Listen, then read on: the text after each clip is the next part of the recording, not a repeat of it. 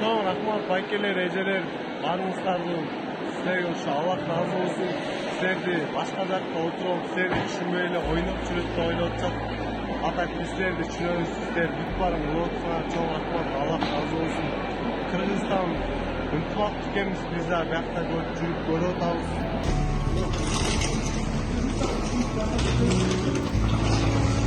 Sen bana Kırgızistan, selamun aleyküm. Kırgızistan,